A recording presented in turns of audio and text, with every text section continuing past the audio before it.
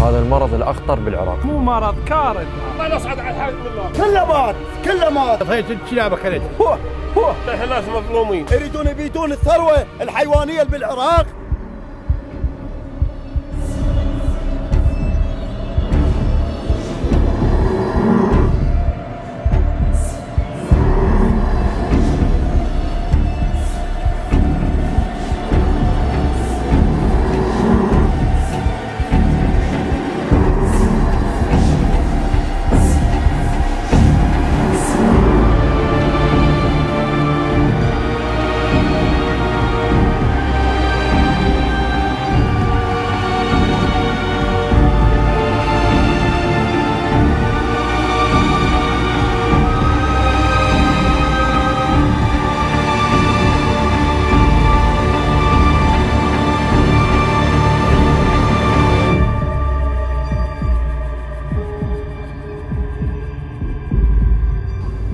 هذا المرض الأخطر بالعراق، والوفيات بالمئات كل يوم، وإذا ظل هذا المرض وما لقوا له علاج انسوا الثروة الحيوانية.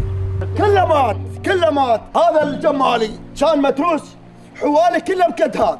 بس العظامين ظل، والله العظيم بس العظامين، وكل ذبيناهن بالشط. هي الكلاب اكلتها. 30 ماتن. صغار؟ اي صغار وكبار. الله شاهد. هذا جاهن ما ادري من هذه العجول الهنديه، ما ادري اوروبيه، والله ما ادري. الاستيراد هذا جابوا عليهن وصار بين هذا العمل هذا. والله حجي ما نعرف هذا طاعون، ما ادري حمى عراقيه، ما نعرفه. دخله بي دخوله يسخر ويموت. هاي 30 وانا ناخذ 4، كل شيء ما عندنا، على الله عليه. الله شاهد 30 ذبيناهن بالدياله. ظل بس هذا سميته وحيد، وظل هذا الجند. هذا الحوش شوفه كله هذا كان كله حوالي كل شيء ما بقى منها. هذا الحوش كله فرق 35 كلهن ماتن، عدا الكبار تدمرت. انت مشنها هدف كم؟ والله هذا كان متروس درس. هذا كله ذب. هذا شيء من مرض ما ادري. هذا الجو مرطب، احنا دكاتره صرنا، من يصير عندنا رطوبه بالجو المرض يستفحل عندنا. اما شوف هاي الطفال بعد شوي تودع. هذاك شوفه، هذاك هذا قطع لك. هذا 20 يوم صار بحاله هيك. هاي شوفها 10 ملايين كانت تسواها، بس اندهرت العالم وراحت بهذا المرض. المصيبه مصيبه، مو مرض، كارثه. ونريد الدوله تلتفت علينا. شوف شو تسوي. العلافه مطلوبين لهم، بل كان تعوضنا، بل كان يعطونا اعلاف. هاي بيوتنا عايشين بالحفور، مطلوبين للناس للعلاف. شوف هاي بيوتنا، شوفها لا لبخ، قوه معيشينهن، قوه نجيب ونطيهن، نجيب نقص. والله ما اشتري ثوب ولا اشتري لي شيء، اجيب لهن علف.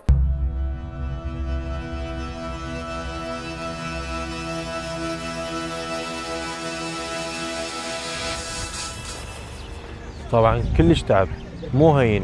اللي مربين هذا الحلال يخلونك تدخل هنا، العالم تخاف عليه. يا حبيبي، الرعاة عندنا مو بس يربون المواشي، هذين مثل اهلهم، عشرة عمر. يعني من يصحى الراعي الصبح اول شي عيونه تدور على مواشيه، يشوفها شلونها، شبعت بعدها جوعانه، اريكن قبل لا اريك عيالي، مرتاحه متضايقه، حتى لو برد وصيف ومطر وحر ما يهم، يروح وياها للمرعى وما يخليها بنقص ولا تحتاج شيء. والراعي يشوف مواشيه مو بس مصدر رزق، لا يشوفها بركه للبيت، يشوفها عزه وتاريخ. ابا عن جد بالحلال، الابو يكبر يعطيها للابن وراثه. ومن ينولد عنده عجل او حمل صغير لازم يسميه اسم حلو، ممكن يسميها الملحه، البيضه، الحلوه، هوايه لهن اسماء. اسمها الريمه. صارت ايش قد عندك؟ صارت عندنا. صارت. ايه. ايش قد عمرها هسه؟ عمرها تقريبا 8 سنوات. والمواشي تفهم راعيها وهو ما يفهمهن، ويعرفها شو وقت تكون مريضه وش وقت تكون مرتاحه، واذا غابت عن القطيع يظل يدور عليها لحد ما يلقاها مثل بنته. للجاموس له لغه خاصه، جاي تسمعوها؟ كل وحده من عندهن اسمها لقطه، لقطه مو؟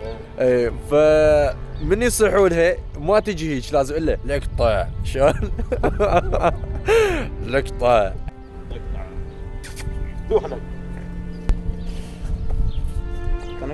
هنك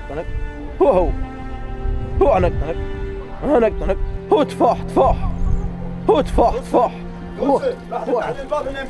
يلا كنا هسه وخلاتني هنا براحتي لان راعيهن موجود، لو ما راعيهن موجود ما يخلنا نمشي براحتي. ما خلنا. اي ادري، هذا مسوي خطيه منتهي، بس انا خاف لا يطقني. هو يسولفون وياه، يعني من يصيح له بالسماء تجي الجاموسه، من يصيح لها تجي نفسها. عم شكو، اما على كيفك. شوف هي راح يمشي القطنا بعضه. صحن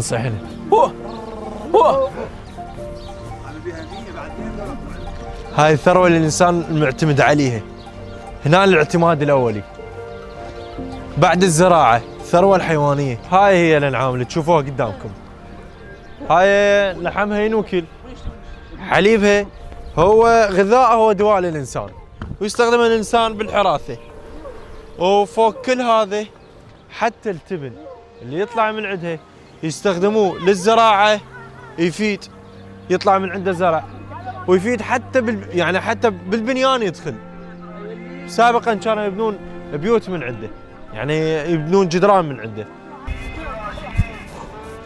هنا ندربهن قبل اجلنا، شوف اجلنا هنا، هذا مكانهن، هذا المعصار مالهن. ها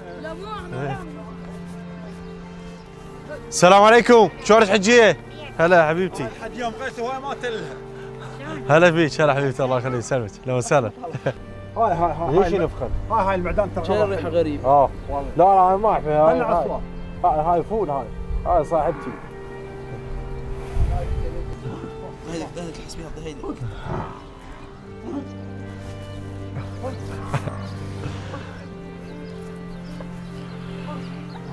على مود تطلع لسانها عليك. اعطيها لك على حليب لا تمرني. لا ما تعبك. لا شو اسمها هاي؟ ملح. ملح.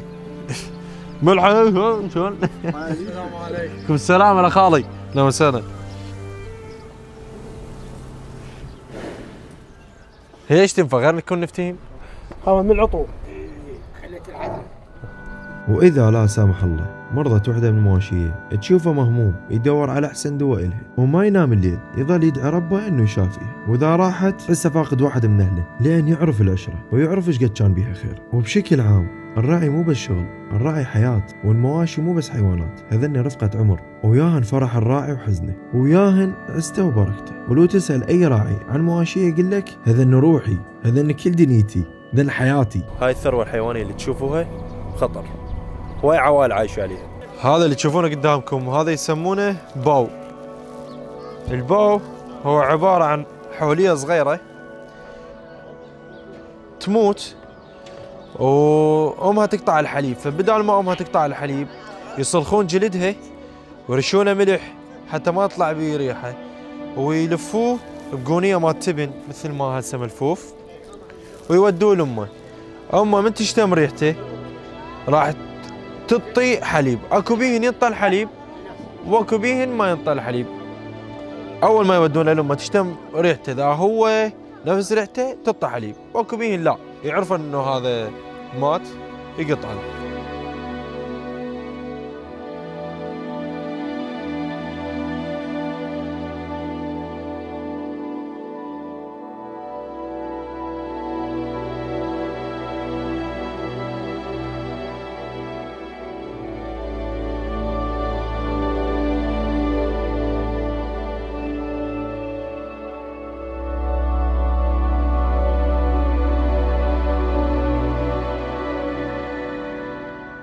لما الانسان تخلص من مرض الطاعون البقري صار ثاني مكسب للانسان، او ثاني مرض الانسان يتخلص من عنده. اول مرض اللي هو كان الجدري، وثاني مرض اللي هو الطاعون البقري تخلص من عنده الانسان. اما هذا المرض اللي هسه جاينا السبب رعب صدمه للاهالي، لان كل الاهالي ابتعدوا عن الاكل اللحوم والحليب ومشتقاته خوفا من المرض ان ينتقل. بس هي بالحقيقه الحمى القلاعية هو مرض بقري يمرض البقر والجاموس فقط. أما الغنم والماعز يتمرضن بس تكون إصابتهن خفيفة. هذا النوع من الأمراض يسبب ارتفاع درجات الحرارة، وبنفس الوقت يسبب اسهال شديد للدابة، أو ممكن يكون اسهال دموي. الدابة تقطع الأكل. قطعة الأكل هاي معنى هاي قطعة الأكل 20 يوم. مو بس تقطع الأكل، يعني تبدي تضعف وتهلك. وإذا تشافت، يعني إذا لقوا لها حل وتشافت، فمدة التشافي مالتها من 7 إلى 10 أيام، ونسبة 80% من ال7 إلى 10 أيام 80% تهلك الدابة. هذا كله هسه انتهى، موتت بناته وغرز، شلون يعيش هذا؟ هذا الحلال شلون يعيش هسه؟ انا اريد اروح اجيب علف نبيع، احنا كنا حليبه، شلون يعيش؟ نروح ننطلب الدور نبيعهن. هاي 20 يوم 18 يوم تقطع الأكل. أما إذا كانت الدابة صغيرة بالعمر، مثل يعني احنا بالعامية نسميها حولي، إذا كان حولي يسكت، يتمرض يومين 3 ما يطول، ممكن بنفس اليوم يوقع. حتى الإنسان يتلاحق للمواشي ويعالجهن بأسرع فترة. هاي إذا تعالجن، لأن هاي ما لهن علاج، هاي الحمى القلاعية ما لها أي علاج. حتى يحاول يتلاحق لهن أو ينقذ عدد يعني أكبر من الهلاكات. الدابة المريضة لازم يعزلها نهائياً، تنعزل عن المواشي الباقية، عن الدواب الباقية. هاي وحدة. الشغلة الثانية لازم يراجع بيطري ويشوف له دكتور، يعني عسى ولعل انه يتلاحق له. الشغلة الثالثة لازم يوفر اللقاح، والله متوفر بس الاسعار صارت ضعف، علاج ما لهن علاج، والبياطرة اصلا ما موجودين، يعني ماكو دعم الثروة الحيوانية للاسف هنا عندنا ماكو. يوسف ظل بس الحسان والسلم سلم مثل سار العبد الله، بس التشالي. ايه بالبداية كانت اكو يعني كميات كلش عالية، هي لحد الان اكثر من 1000 راس راحن، فكانت الجثث بالشوارع. لو جاء ذيك الايام صارت لك ميزره هناك على الليشان، هناك جيراننا كل حلالهم كلها موت. لو شوف الحلال ايش قد طاح، قام يسكت حوشه بحوشه. والنبي محمد لو تشوفه قام الناس ما تلحق ابد، ما تلحق، حلال انقرض. احقر كائن على وجه الارض هو الانسان، اكثر كائن مؤذي واحقر كائن وانذل كائن هو الانسان. هاي انا متاكد من هي صغيره لحد ما كبرت وصلت لهذا العمر هي خادمه الانسان وخادمه راعيها، وانا متاكد رزق راعيها على الله ومن ثم عليه، هي سبب برزقه. شوف اثار التعذيب، هذا يعذب الحيوان، هاي اثار التعذيب، وما مكتفي بس بالتعذيب، رابطه من رجله وشامره هنا هو عدل لحد ما اهل كانوا ميت.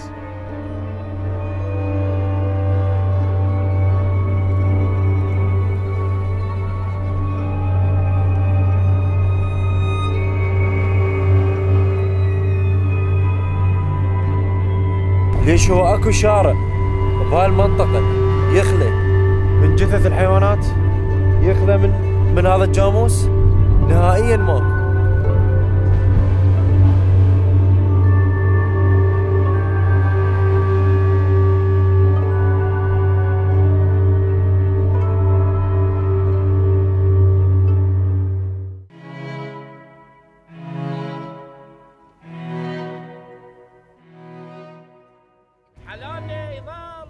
شوف واحد من الناس الخايفين قال لا تحكي نهائيا عن الحليب او اللحم، يعني شغلنا يوقف، بس هو حقيقة يعني ما يأذي الانسان نهائيا، ما يأذي الانسان لا، الا اذا كانت الحالة منتهية تسبب للانسان تسمم حاد او تليف. اللحم ما يضر ولا القمر ولا الحليب. انت تشرب حليب إيه؟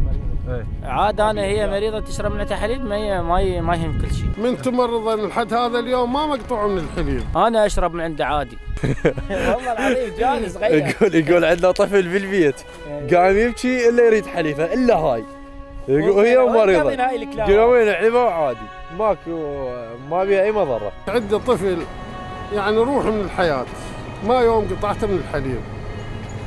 الصبح يرضع 100 والعصر يرضع 100. هذا المرض راح يلقوا له حل؟ لا ما يلقوا له، هو من هذا الحيوانات اللي يدخلونه للعراق بدون فحص ودخلت جابت امراض وياها فيروسات وعدة ناس عدت ناس وعلقت عليهم. الحيوان الاليف يعني اولا بموارد ماديه واكلهم عليه وعيشتهم عليه وملبسهم عليه ومستقبلهم عليه ويبني بيت منه. هاي رسالة للأمهات والأهالي اللي يخافون على عائلتهم أو على أطفالهم. تكبرين الموضوع. مرض للأبقار، ممكن البقرة مرض تموت بس هو ما ينقل للإنسان.